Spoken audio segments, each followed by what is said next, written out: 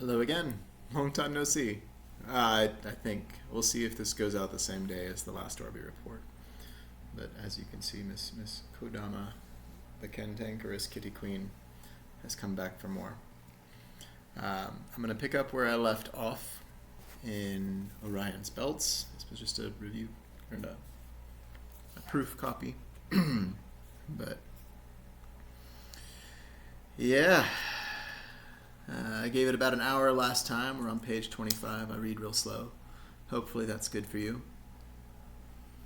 But picking up where we left off, the chapter is called Privateering. And the quote is, "Be like water, my friend," by Bruce Siphon Lee. Oops, sorry. You okay? There you are. Technically speaking, every pilot in Eve Echoes is a privateer. Most serve others in some routine way. Most serve others in some routine way, some don't. The four main factions that support Concord subsidize the fun and frustration throughout New Eden. Everyone starts by working for one of the big four before moving on to a player corporation. Unlike most other games, Eve has a player-run economy. This means other players post how much they're willing to buy or sell at in ISK. Gameplay emerges from that substrate. More on that later on. For now, it's important to note that you control your destiny. You set the value of your time and labor. Others will disagree. They are wrong, but so are you. This is the dance. Each bet placed on the market is a fight between players and the game as much as between players. In truth, anyone can be worthless. Those who leave the game don't get a say in anything. The dead are less than worthless. Don't go softly. This applies to life as much as in play. After a certain point, the game thinks you're only worth what money you can feed it. This is why the paywall exists. Others implicitly agree. This is why doctrines exist. They're wrong. They're right in a sense, but only from a limited perspective, just like everyone else. You are hereby invited to take part in the creation of your story. The first step is to get attached. Name your ships. The fitting system can be used for your reference. Give your ship's fictional crew. In my mind, there are different pilots with different intentions behind every sortie. Do everything in your power to survive. Never give up. Do not go softly. Do not go quietly. Go find trouble. Get wrecked, but do not, under any circumstances, kill yourself. Let the universe do it for you. Mother Nature is no pillow princess, even in gardens like New Eden. Father Time is even more of a twat waffle. They cheat. Attempting to live forever is not living, but whatever you do, do not give up. The goal is to get attached, but not too attached. It's tantric. Make it hurt when some aid to your growth as a pilot decides to lock the present inside the past and make a story out of your dreams. That's life. Any game can give you that feeling, but few will give you the freedom to define it for yourself. You have everything you need to change a galaxy from day one. Like a skydiver, you will make an impact. We in the audience will grade, but cannot judge. Only you can decide if you'll be defeated or destroyed. Only you can decide if you'll become something new.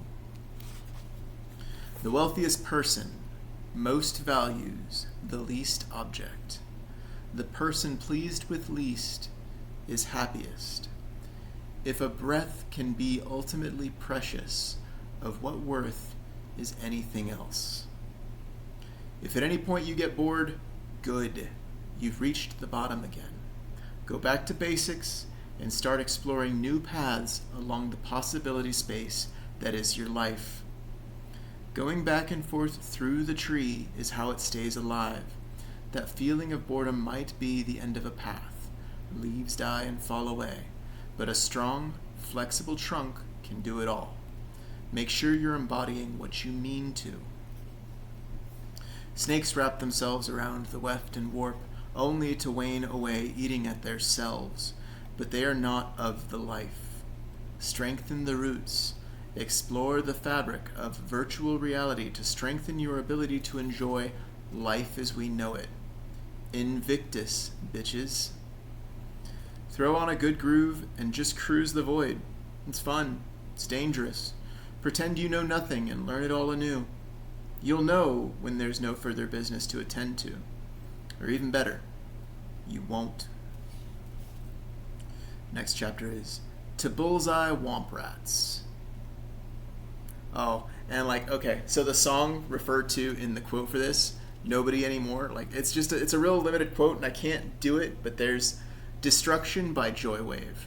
Okay, that song is awesome and it gets me amped every time, but he just wails and I'm not even going to try to imitate it, but yeah, that's a great build-up song and it slaps. You don't need to know any of these things in this book to know what you want to do in-game. If something strikes your fancy, go do the thing. For those who want to nurture ambition, these tools should help you plan your conquest without breaking the bank. Here comes some 40,000 kilometer. It's the kilometer. He's coming. Sorry, excuse me. Here comes some 40,000 kilometer view concepts. Hold on.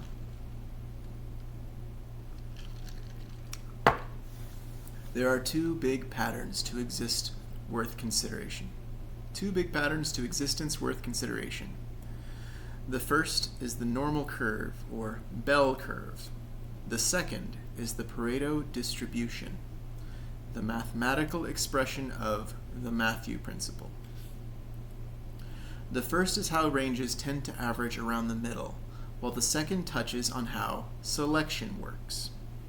These two conceptual bastards don't play nice with each other. Where they overlap is where the best bang for any buck can be found in an open or otherwise ambiguous system. This is why the middle path is best. Here is why the center will not hold. All those wise guy spiritual types are right, and I can prove it with math, so you can use it to do better in a video game, and hopefully life in general. The low-hanging fruit is easy. The higher value goods are risky. Pick the middle path for long-term success. As you go, the middle will go higher and with your experience and abilities. Inevitably, loss will humble you and the cycle repeats.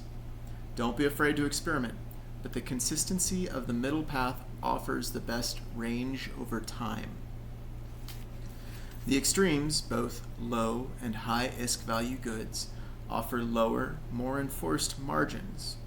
Selling high in a low margin is a middle finger. Selling low is rolling over.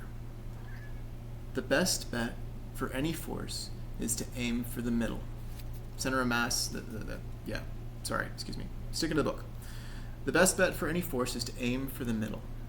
Start with what you need, then focus on what you can do to make things better.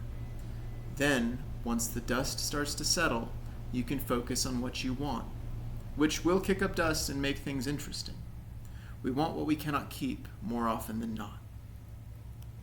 In the middle, the disparity between strategies for low margin versus high margin acquisitions and the balance between extremes has the least external interest. This gives the most slack to play with. That is, in the middle, there is less competition than the extremes. Failures are more survivable. Successes are more consequential as a percentage of efforts exerted.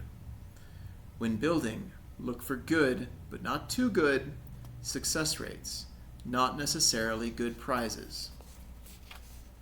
Here is the secret to Eve Echo's design. The real end game isn't at Tech 10. It's optimizing at and for Tech 5. The balance between risk and reward teeters over the edge at that point. To borrow from gambling terms, that's where success rates for the player turn into success rates for the house. Folks paid their way to start optimizing the top-tier material. More power to them. However, the greatest variety of options and actions is in the technological middle. Higher-tier ships specialize out of cross-operational potential. Lower-tier ships lack capability. Folks can play however they please, specializing or generalizing as they may. Regardless, the sweet spot for daily drivers is the middle path, wherever that is for you as an individualized person. Strategy, operations, tactics is the next chapter title. And How to Eat Life by Eve M.V. And that's spelled three lowercase O's, a zero, and then Eve, and then like 0 000, like that if you're looking them up on YouTube. But that series of music videos by Eve MV, really good. It's an anime style, but I think it's like, it almost looks like a Korean art. But the songs themselves are really swingy, very like neo 20s swing style mixed with Japanese or like some, I don't even know the language, but I know I love the art and I love the story told through the music videos. Anyway, strategy, operations, tactics. The three tiers of military command and control are the strategic, operational, and tactical levels. These levels amount to looking outward, looking at the force, and looking inward, though most strategists might take issue with such a gross simplification. Strategy is concerned with the internal. In an ideal government strategy is concerned with the internal. In an ideal government, this is enabling life, liberty, and love within the populace. In a corrupted government, it becomes about enrichment more than survival. Operations are concerned with logistics and bridging the gap between strategic goals and tactical abilities. Tactics are concerned with the other guy's vote. Tactics represent best practices for individual actions. Generally, these get broken down further into tactics, techniques, and procedures, but effectively they are all mimetically encapsulated ethics. To get tactical is to consider how to do the thing. To be operationally minded is to consider what things are worth doing. Thinking strategically, folks should generally consider what has worth. There is an economic through line for each layer of military philosophy. Eve Echoes is primarily a war game. So let's talk about the goals of war. The only justified war is defensive, but the word defensive likes to get twisted more than a clown prostitute. Justifications aside, war is about killing people and breaking their stuff. It's bad, okay? Unfortunately, hurting people is fun. It makes us feel powerful despite being one of the weakest actions possible. The cost of violent exertion almost always overshadows the benefit. Lashing out makes victims, which in turn makes enemies. Kindergarten rules apply here. Sharing and communicating is easier until it isn't. Nobody likes a bully. Unfortunately, this risks sealing them into the role until mockery and laughter demonstrate the fragility of the ego. That's if that form of love reaches them before shame dies. After that, all bets are off.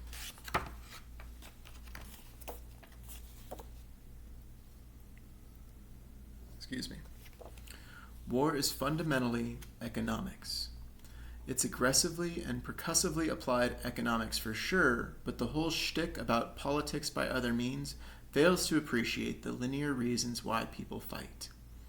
Smedley Butler was right. So was Clausewitz, Sun Tzu, Musashi, and a whole mess of other badasses talked about in Lawrence Friedman's Strategy, A History. Go read them if you want the long bit. Let me give you the short version, ladies. The strategic level of military planning is generally provided by the government the armed forces serve. Strategic interests vary from government to government. Evolutionarily speaking, the governments that last algorithmically support the security and adaptability of their populations. Empires fall when they flip the script and start restricting where they should liberate and ignoring what matters to the folks with the torches and pitchforks. Strategy is contextual. The best bet is to make the most of what you have. Ambitions get in the way of this. There is no ideal strategy for any weather.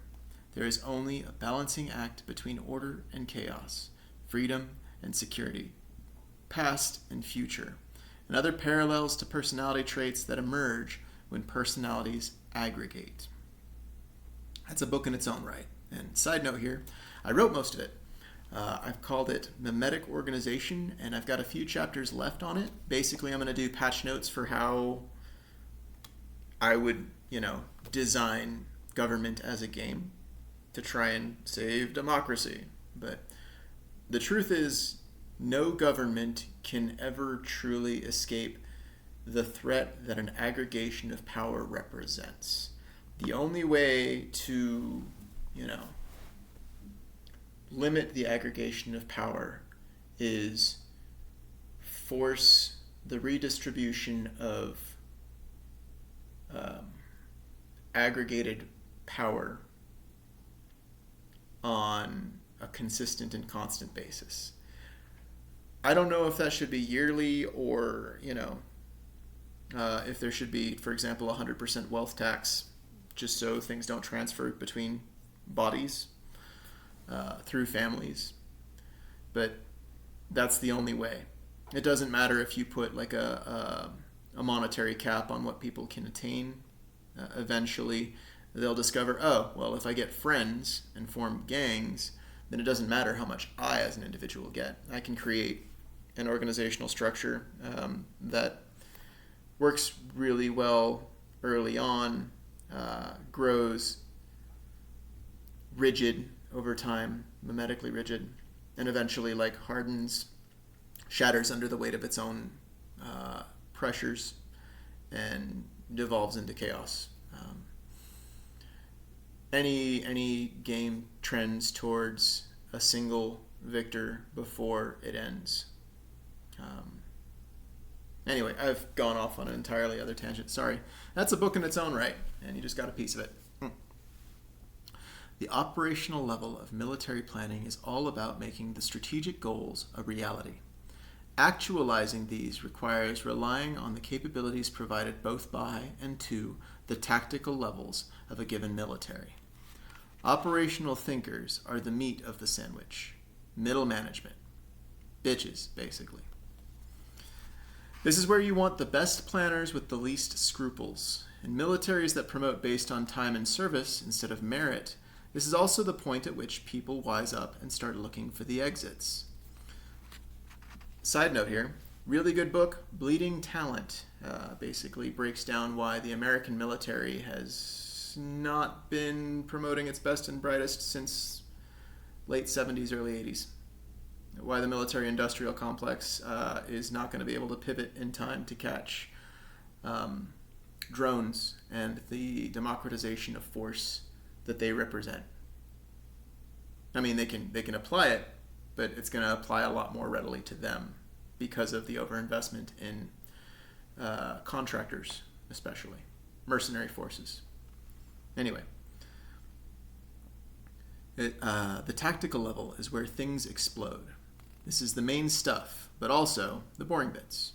Guns, bullets, beans, and it all meet at this level. The cold calculus of carnage is glamorized and valued, but let this humble lover of Artemis say that Ares got nothing on Athena. The considerations of these levels of thought can inform what you need to get what you want to be done. Their goals are almost never the same without hard work and negotiation. When they are, think twice. Certainty is the privilege of the oblivious. Let's start digging in at the tactical level.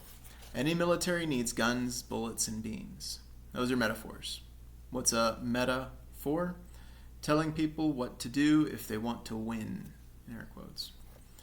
Civilian operations would call those shorthand terms something practical, like capabilities, costs, and continuity, or something suitably corporate. Guns, bitches, and bling will also do as descriptors in a pinch. The in-game equivalents are effectively ships, their equipment, and the logistics required to reach wherever the action is. That's not sexy, but it is descriptive. Ships can be built or bought. I recommend building them, as it's more difficult. Equipment is similarly puzzling. Where you set up shop determines the ease or difficulty of each tactical requirement. This brings us to your first, perhaps, base of operations. Look for the boundaries on the map and set up a base near there. Opportunity exists at transition points. Find the nearest interstellar trading center and set up a base there. Bookmarks are great for labeling bases. I didn't realize this when I was writing the book at the time either, but you can also label hangars inside your inventory management system in the game. I prefer bookmarks just because once you get wealthy, once you have a lot of assets, loading the inventory takes a lot longer than just looking at the bookmarks you have. And getting used to adding and removing bookmarks really quick makes it a lot easier to apply ninjutsu, which I'll talk about in a later chapter. But bookmarks are great for labeling bases. I love Orien. It's spelled O-R-I-E-N. It's a high security system surrounded by low security locations with access to the Ethereum Reach and game difficulty space and other null security options. Plus, there is an ITC in Istidard 5 jumps out, and a handful of others in stumbling distance. Never defecate where you masticate or fornicate, but mate, there's plenty to do around where I hang my hat and keep my toys. You are welcome to join me in Orien, but forging your own path will be more fun. Operational goals depend on tactical capabilities, but serve strategic intent. You can outsource any of those requirements. You can figure them out. Here are a few examples, as a treat. The strategic goal of a new player is to learn the ropes. If they have a vision of Han Solo or Honor Harrington or some other paragon, all the better.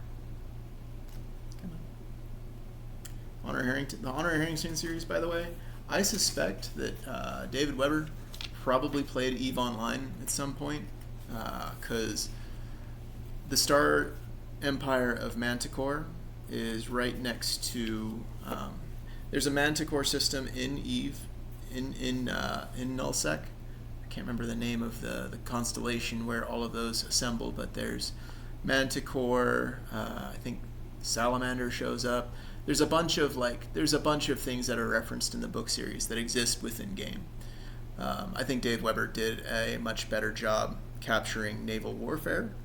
He calls his series Horatio Hornblower in Space. Yeah, I see it. It's definitely got that adventure aspect to it. But golly, I can't wait to read the latest. I'm so behind. Not so behind. I'm about 2 books behind on Honor Harrington, and I haven't gone into some of the others that he has. But tangents, I'm sorry.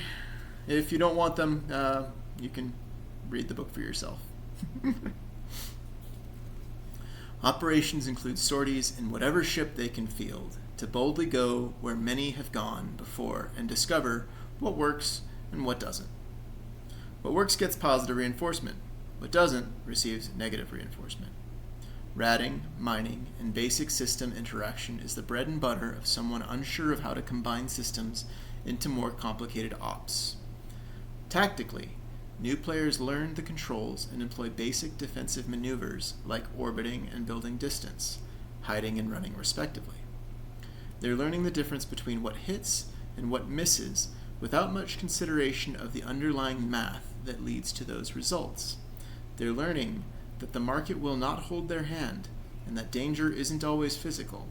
Some don't get past those lessons. The learning curve in EVE is steep. The strategic goal, from what I can tell, for most upper-level null-sec corporations is to own space and rent it out to lesser corps. Lower-level null-sec corps feed them rent money, for the privilege of swimming in the deep end. They rely on assets built in-house to achieve those goals. By limiting interactions with the market, they isolate and pay at cost. It's all very dramatic and interesting, but costs a lot of money and time to experience. Their operations are primarily built around managing their subsidiary corps or jockeying for power and prestige among other alliances with a side order of high yield, high risk, ratting ops, and in-house industrial drives towards maintaining their top-heavy organizations. They'll rally to defend against big stand-up fleets and kill on sight, but are otherwise harmless. Rarely do they fully use the resources they hoard, so their organizations tend to be fat, dumb, and happy. Tactically, they rely on battleships, capital ships, and carriers to intimidate and control their subjects. They'll branch out for other blingy ships like interceptors or faction tech, but ultimately, they're whales. They sit in pipes and eat any would-be travelers like they live under bridges. I love them. My strategic goals are to build out alternative markets to JITA in an attempt to help accelerate the collapse of monopolistic structures in the game. Operationally, I'm doing all the silly things in this book and writing out how others might do the same. I want to take advantage of static systems to produce dynamic experiences. Tactically, I prefer ninjutsu of a sort, but also Moneyball style play. Insurgency, stealth, and slow wealth procurement make me happy. I love to lose in new and interesting ways. Play is my primary operational goal in tactic. There are two functions of play. Play is used as an expression of individual nature and mastery. It's a means of dealing with trauma, in advance and after the fact. It is also fundamentally creative. No matter what path one takes to get there, fun is the target. That requires upsets. The moment you feel you've stopped losing is the moment where the wins mean nothing. Gather resources to build wealth. Use cash crops or vessels you don't want to build liquidity. Farm adventure, and the rest will come naturally. Think of these levels as lenses. What is strategically desirable will not always be tactically viable. Sometimes, the best operational goal is to have no individual goal, but flexibility in the face of uncertain environments. The only easy button is the self-destruct button, and that's no fun at all. Time. All of these tiresome things that we know and love. Waiting for the Beat to Kick In by Dan Lessac versus Scroobius Pip. Awesome song. First off, Dan Lessac is an amazing lyricist with a majestic beard. And, that's Scroobius Pip. Scroobius Pip has the majestic beard. Dan Lessac has the amazing beats. Those two in combination. Fantastic British group. Waiting for the Beat to Kick In is a great song too. Time. How much isk is your time worth? How much joy? You get to answer those questions however you want. Heaven and hell are the same place viewed through different lenses, after all. Here's a few ways I like to use to puff up the old ego when it needs a treat. Isk per hour is pretty near perfect as a measure. Many use this metric. However, it falls short at the extremes. Nobody wants to do the same thing for 12 hours a day, every day, without variation. Even the deepest meditative retreats have minor variations in attention and qualia that make them worthwhile. Sleep and death are kissing cousins. At the same time, this is a game where a single button pressed at the right time can net billions. What goes into that calculation? The sample size is too small to be a valid or useful metric. Was it luck? Was it skill? Was it virtue? There is no way to say without bending the truth a bit. The best ISK per hour would come from the transportation system. I repeat, the best ISK per hour would come from the transportation system. Most would argue AI PvE, but that comes with risk. That comes with exposure and grind to make it happen. That comes with monitoring costs.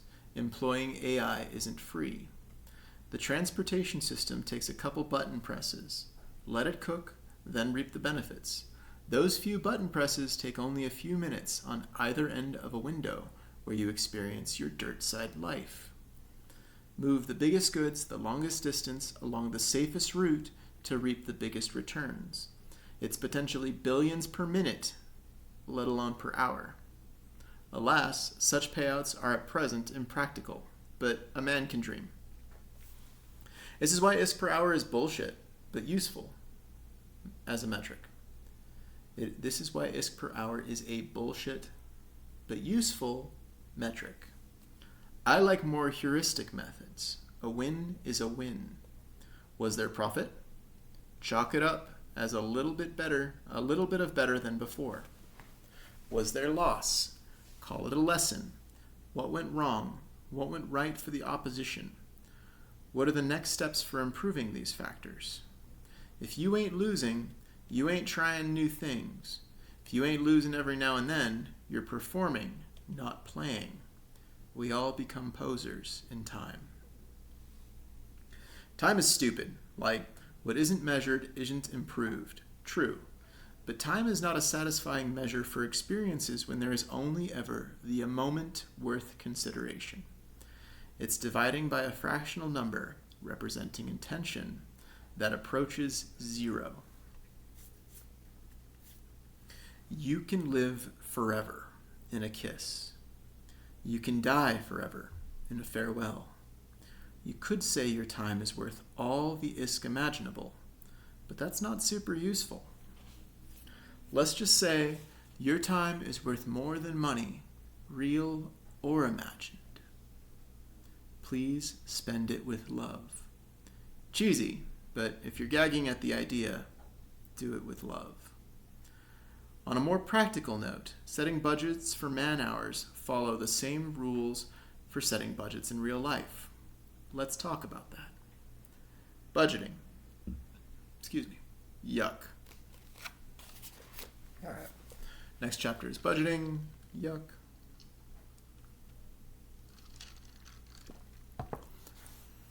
Everyone has a plan until they get punched in the face. Mike Nibbles Tyson. Most folks think budgeting is just adding up the number of things needed to achieve a specific goal. Add up the costs for what you want, and ta-da! Budgets get. They're not wrong, but they're forgetting that ambiguity exists. You could save up all the caps in the Mojave to buy a blingy new Nuka-Cola machine, only to get clobbered by some unseen bullet or cazadores. Accidents happen. How much should somebody save up, assuming bad stuff is going to get in the way of sweet dreams? From a project management perspective, the best practices approach to budgeting is to take the average costs of the best case scenario, the worst case scenario, and the most likely turn of events. Plan around that average cost. Such metrics are learned with loss. Any old wild-ass guess, or WAG, will yield a plan, but bad intel makes for worse operations. I say again, the real-world industry best practices suggest an average between min, max, and expected value yields a result firmly in the good enough bucket. It's a miracle the lights stay on. The best thing to do is nothing. Barring that, do the best thing you can with the options you have available. Barring that, do something, then do something better. Pithy philosophical euphemism section complete, on to the serious stuff. You will never have a maximally effective operation. Space rocks yield differing values. Pirates do their best not to die. Markets get weird and statistics get changed. It's possible to look up the maximum values for any given outcome, but not especially useful as the probabilities for receiving those outcomes are obscured.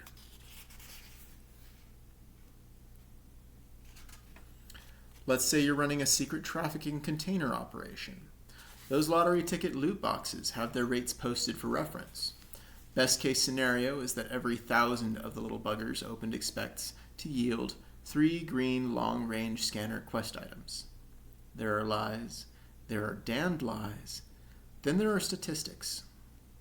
The absolute best case scenario would be a higher return than the expected 3. If each of the boxes yielded pay dirt, that would be the best case. Is that even possible? There's no way to know without perspective. All is consequential. Nothing is truly random. Even considering the raw odds of receiving good outcomes, the inputs factor into a budget. The cost to acquire secret trafficking containers could be based on the markets, or it could be based on the amount of time and effort expended hunting them down. How much are you going to pay yourself? How much are you willing to share? Those variables must be accounted for as both costs and/or benefits. That ain't the budget exactly, but it's a nice way of planning outcomes based on what's readily available. Similar processes can be created to track returns over time. Beware though, that way lies spreadsheets, which are an entirely different game. That strategic floor for any player is if they spend all of their ISK and lose all of their assets. The main guard against this is the insurance points system. If a person runs out of insurance without a means of buying more, they will need to either get a new character or wait until Papa Netties gives them more quarters for the machine. So long as they gain more IP than they lose over time, they can effectively fly forever. There's a steady trickle, but it's possible to have such a string of bad luck with expensive enough ships that insurance becomes a system in need of negotiation. Sadly, there isn't a direct way to sell insurance. It can be cheesed, but let's not get into that. Suffice to say, the floor for any player is if and when they run out of IP. Quitting counts too. The strategic ceiling for any player depends on the amount of ISK and assets they have available and the number of friends or robots they can rely on to use those goods to their benefit. There is no way to calculate the strategic ceiling for a player. They might meet new folks in the course of operations. That shifts the ceiling higher or lower. They might gain or lose or break even. The illusion of free will comes from the ambiguity of outcome that comes from a limited perspective. The illusion of free will comes from the ambiguity of outcome that comes from a limited perspective. There is no accounting for taste. For everything else, we wag. Loss. Yum.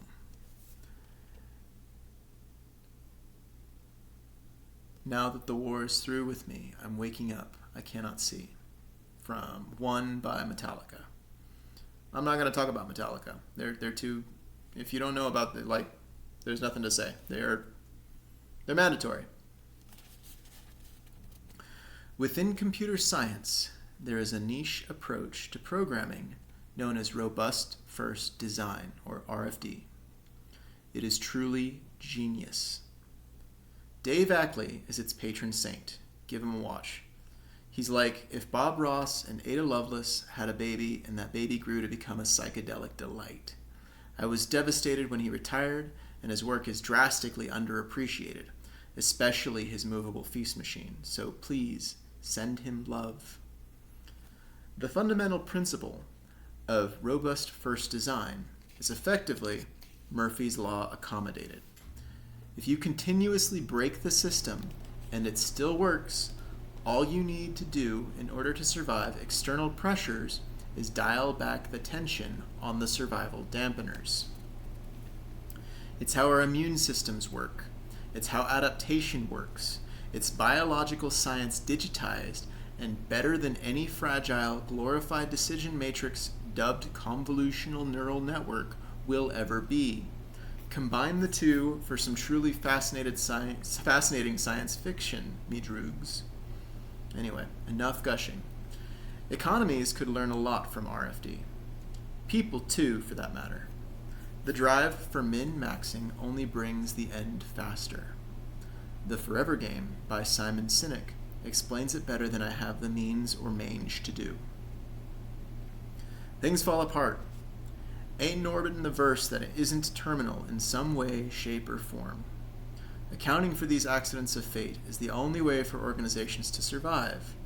This means that the most effective means of sustenance over the long run is very close to the least viably efficient means in the short run. Redundancy allows mimetic entities to survive. Redundancy allows species to survive. Internal redundancy allows individuals to survive. Redundancy is good, especially when redundant. To a point. Cancer is what you get when your repair systems don't know when to quit. All things in moderation, including moderation. Obviously, having backup ships is the best bet for continuing operations should the worst, happily, occur. However, that's not mitigation. That's a replacement. The answer to a problem is rarely the same kind of victim served up on a platter. Whatever went wrong once can go wrong again, and then some. If you give a pirate a cookie, it's gonna want some milk, ladies. Adapt, migrate, or die. There's also the flight, fight, fawn, or freeze instincts to consider as options, but we're trying to transcend bestial nature and say less, fam. Adapt, migrate, or die. Send me an angel is the next chapter. Find something worth saving. It's all for the taking. From the song Saturn by SZA. Za. I don't even know how to pronounce it, but SZA. It's a great song. And it kept coming up on at the coffee shop where I wrote most of this, so it was pretty at the forefront of my thinking.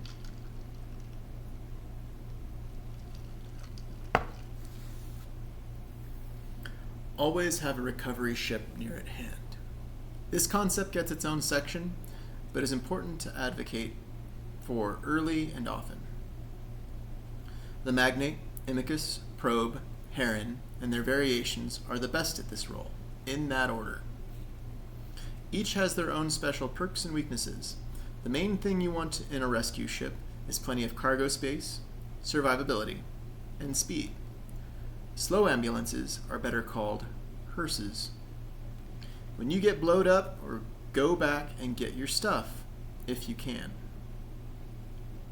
Recovery missions are the best because you know there is almost always a chance of action on the other end. Pirates only take prizes if they're worth carrying. Fly with cost-effective gear to starve their predatory lusts. Just as lower-tier ships offer the most stats for the least ISK, but not the best stats, gear follows the same distribution. This makes Tech 5 the sweet spot for common loot, but considering uncommon is the highest an alpha can use, Tech 9 gear offers the best bang for one's proverbial buck. It's often the most cost-effective gear, too, as Omegas flood the market. Green gear is similarly undervalued by the whales, which means there's never been a better time to be alpha only. However, having common loot drop from prey, even the best common loot, is often discouraging enough that it gets left behind to be rescued. Shuttles don't piss off NPCs, by the way. Sometimes a shuttle is the only way to rescue dropped gear. That is, if it'll fit in their tiny little holds. In the section on maneuvers, I go into detail on how to snatch and grab goods. The magic number for going into warp is 150 kilometers. If you get further than that point away from what wreckage you intend to rescue, you can jump directly on top of it, loot the goods, and run for your life, should whatever killed you in the first place still be around looking for more. Be careful not to send good money after bad. This is why rescue ships should be outfitted as cheaply as possible. Nobody is disposable. Rescuing often requires risking one neck for another. A basis for bases. Bring all your friends so I can take them all at once. Weird Mageddon by Bong Kong. That song is wild. After damage is controlled and crises are minimized, finding a new place to play ain't a bad bet. Alternate sites are key to redundancy when it comes to passive farming. If you're tired of getting stung on the dick, step 1 is to stop fucking the beehive. Operational tempo is different for every task and location, but having a handful of options per base is best. Time is limited. Options don't have to be. For example, I like to run expeditions where other pilots are not. Solo exploration works best alone, but everything is better with teammates. Still, if in the course of my wanderings I notice sites that have been pillaged before my tender-loving ministrations can be applied, I'll go elsewhere. Alternate routes, alternate areas of responsibility, alternate resources to target, alternates are how there can always be no shortage of things to do, even in the worst of weather. It's a big sandbox. Don't put yourself in a corner. For instance, an Omega player in a strip miner parked in high security can farm all day, every day, without fear of much more than boredom. Don't laugh. Boredom can be more deadly than bacon. That mode of play can be enough. Having a handful of destroyers to break up the monotony by picking on weaker pirates costs next to nil, but can go a long way towards keeping the player in the area. Alphas can do the same, but their options for miners make roaming even a system or two more cost-effective. If a higher tier miner were to crash the party and clear out the Omega's belts, they would need to find untrammeled ground for their low-margin, high-yield operation. Likely, they would make more ISK from the ancient remains that drop from the roids than from the minerals themselves, but I digress. Minimizing the amount of transit time between locations is the surest way to get as much out of a resource as possible. Being able to sign on and off at a whim makes play easier. Being able to move the player to another area between sessions allows for more flexibility. Build bases. Build out from the bases to explore. Explore the corridors between bases you build rather than following the trade lanes other players tend to follow. The sweet spot for an individual is 7 plus or minus 2 alternatives. I don't go into it here, but that sweet spot comes from a human factors like statistic. It's the same reason why phone numbers tend to be 7 plus or minus 2 digits. Our short-term memory best handles around there, 7 plus or minus 2. Just as a reference. You died.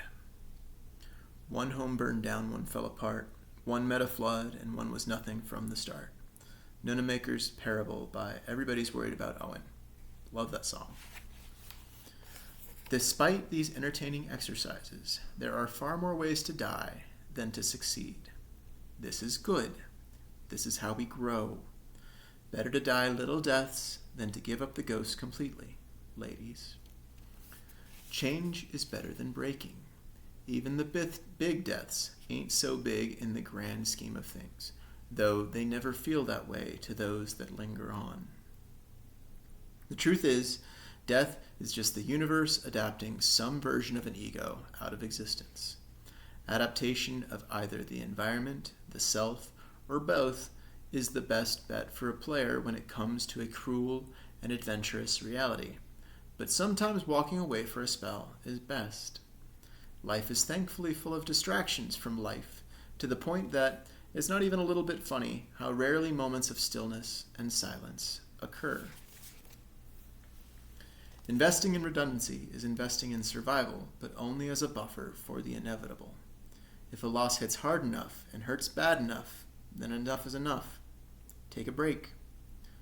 Do you realize how awesome you are? Go meditate. It's good for you. Recovery operations. Come with me and walk the longest mile. The Regulator by Plutch. Oh no! You lost a ship. The game decided to spank you. Now you're back in some station nearby. You did remember to set your base near where you were operating, didn't you? Worse, you are in a pod with no way to carry anything but your lonesome self. What do you do now? When factoring losses, it helps and offers interesting play to have rescue operations ready to rock for when the worst occurs. There's no use throwing good after bad, though.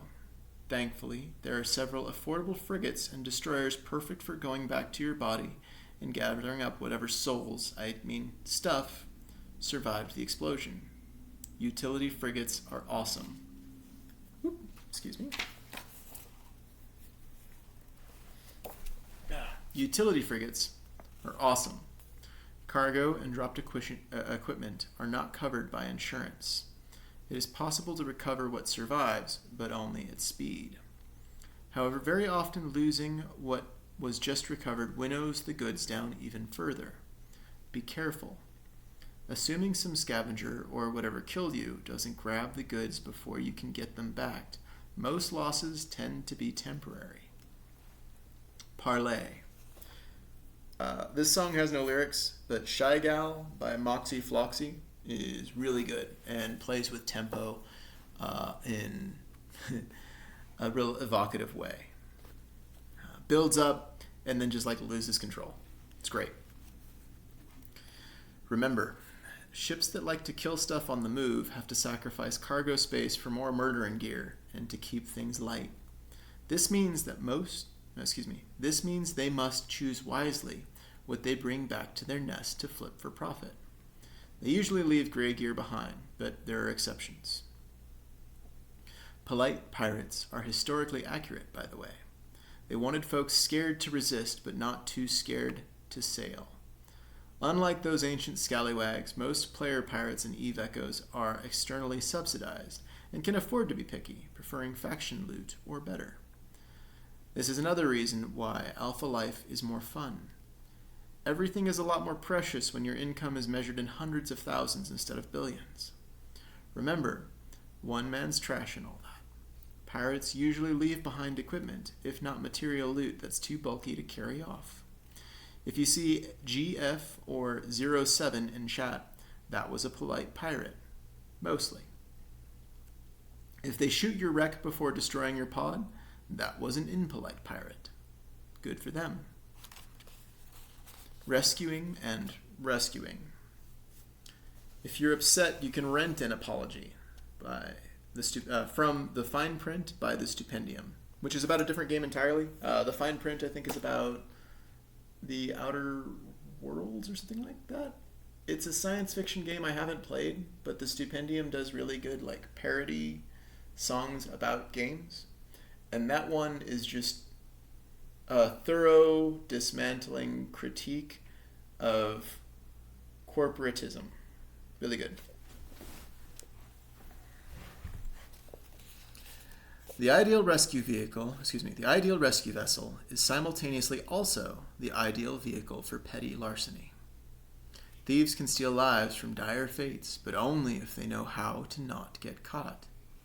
Don't be afraid to rescue enemy wreckage should the opportunity arise, but be advised that rescuing friendly gear is difficult to manage without an easy way of returning it. Alphas don't have contracts or hangars. The best they can do is fulfill a series of known orders at an agreed upon ITC, but that comes with risk. Any fine utility frigate like a Magnet, Probe, Imicus, or Heron effectively fits this role, though really any frigate can do the trick so long as it's got enough space to pick up what needs picking up. If it works, it works. Plus, the cheaper the ship risked in rescuing, the less it will sting should whatever killed the first ship ends up taking the second for dessert. The best ship for the job is any covert ops frigate. Do as much work as possible without being seen, and all the better. Silent professionalism is rare. Invisible professionalism is even rarer. The best mode of approach in rescuing gear is to swoop and scoop. If you have a safe bookmark, safe for short, setup, well done. That means you A, planned ahead, and B, are likely pushing your boundaries. If you land on grid away from the origin, you can warp to your safe. This can help you avoid the predator, should they remain. If you don't have a safe, don't worry. You can manually go back to the scene of the crime. But remember, don't land at origin if you can avoid it. Warp to 100 kilometers off the signal. Turn and burn away to reach the 150 kilometer point needed to snatch and grab from your wreckage. Create a safe bookmark or set autopilot to a destination on the opposite side of your jump. Loot. The game will show a message indicating warp. Loot all. Activate autopilot. Pray. Slow is smooth and smooth is fast. If you minimize exposure, then you maximize your chances of survival. Practice the techniques described when looting defeated enemies.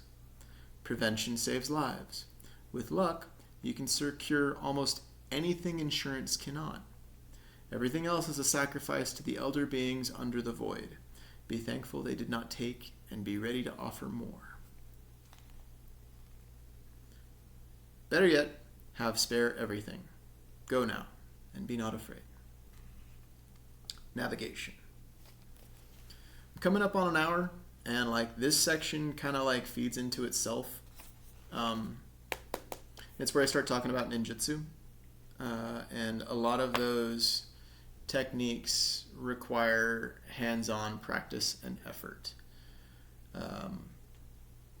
Just to reiterate what I was talking about with rescuing stuff, when you jump into, for example, a pirate anomaly or any anomaly in the game, there is an origin signal point that if you just hit jump, your ship will go to that point. It's at the center of the object, whatever it is. Usually, that's where the bad guys are, whether it's pirates or other players hanging around after, killing your miner or whatever you were using there. Tend to hang around the middle. But if you jump in at 100 kilometers off the origin from any given point, if you think of, for example, let's dog-ear this thing, get this book ready for next time. If you think of any signal as a sphere, like a potential 100-kilometer sphere of accessible points, off of the orbital plane, it narrows the sphere. So it's really more of a donut of accessible points, depending on where the distant signals that you would be jumping from are. You have an accessible point to the signal from any other signal within the system. So there is a vast number of potential options to jump into at any signal. And it's all 100 kilometers off or less. So not only is there a number of vectors to the origin based on the number of signals in system, whether they're set up by the player or just naturally existent, there's also a range of options within there. Now, when enemies only have a limited range of tackle, so say 30 kilometers max for long points, I know that can stretch up to 70 and ridiculous stuff, but we're not talking min-maxing. I'm talking practical. So let's say 15 to 20 kilometers is the danger zone. If an enemy can reach and tackle you at around 15 kilometers or less for scrams, 20 for, 25 or less for long points, and you have all of that space to play with, it's very easy to be out of reach for a tackle, unless you're in a big slow ship. If you're in a small ship, it's very easy. You can jump in, observe, oh, yeah, no, that's a condor coming at me real quick. Or, oh, that's a succubus screaming at me at 5,000 meters per second. I'm going to jump away. You have an easier time escaping, especially if you're jumping in from signals that aren't accessible by the enemy, whoever they may be. This is why blue scanners are just the best mid-slots. Being able to reach points in space that others don't have access to helps a lot. Establishing safes out in no man's land helps a lot. especially for dead drops and the like. And that's the sort of stuff I'm going to talk about next time in navigation. I'm going to start getting into ninjutsu and how you can use navigational aids to do things that big ships can't. As a free-to-play player, like any ship can do these things if it's small enough.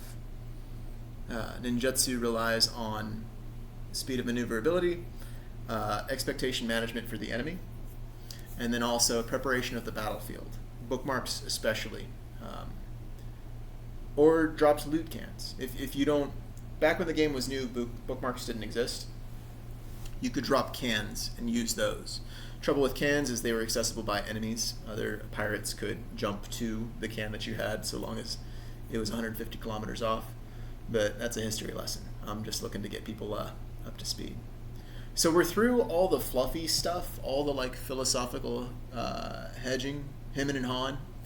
From here on out, it's going to be a lot more nitty gritty. And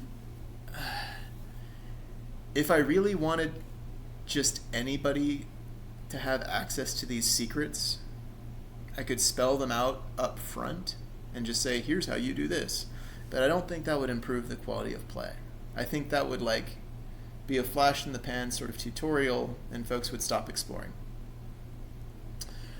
I want folks to dig and find new secrets to hold on to use. And a lot of folks know how to do these things, especially old like EVE players, EVE Online players. EVE Echoes has some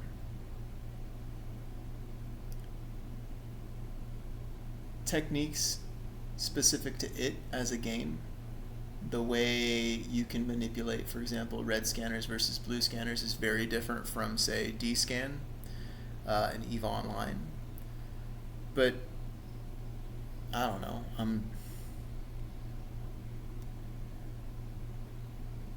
I want free-to-play newbies to understand that you don't need to spend money to make ISK or to have capabilities on par or even better than what whales tend to specialize in, right? Because like the markets never have high-tier small ships. Nobody wants to fly them because they don't make the most ISK.